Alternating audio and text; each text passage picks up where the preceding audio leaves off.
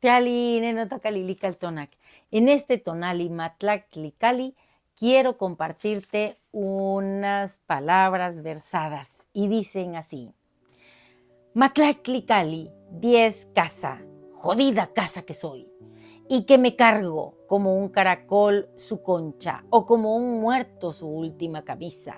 Aquí estoy, pues en tu umbral del 10, empujado por ese tunante yayauquitescatlipoca, el que me pone su espejo de obsidiana de frente para que me vea el alma, desnuda y temblorosa como recién nacida o como perro callejero bajo la lluvia. Frío espejo que no miente y que me avienta a los pasillos oscuros de mí mismo. Y tú, Cali, cueva creada, condenado útero terco con tus habitaciones llenas de cachivaches, recuerdos empolvados, saberes a medio coser, el grito atorado de Tepeyolocli, ese jaguar que ruge adentro, corazón de la montaña, diciendo que esta carne, esta sombra, también es cielo estrellado. Mira nomás qué ocurrencia.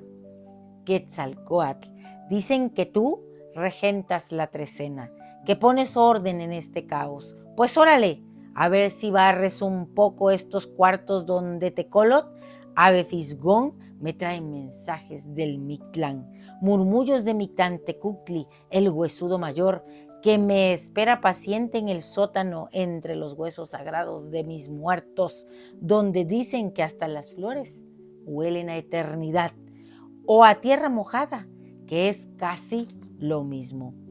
Cada poema una casa, dicen, y yo aquí intentando levantar paredes con palabras, nidos de aire, refugios de saliva, para encontrarme contigo, Matlaclicali, 10 casa, en esta oscuridad tuya que también es mía, este Tlilancalmecac de bolsillo, donde uno se acurruca a esperar que Chantico, la vieja lumbre del fogón, se digne a prender tantito, a calentar el agua para el café o para el llanto.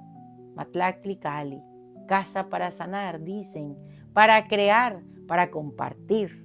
Qué ardua tarea es ser casa y albañil al mismo tiempo. Andar poniendo tabiques de confianza, resanando grietas de miedo con pura heroica voluntad, escuchando la intuición como si fuera el único radio prendido en medio de la noche más retadora. Así te vivo, 10 casa, Matlaclicali, morada mía y de todos mis fantasmas, chiquero y templo, pedazo de universo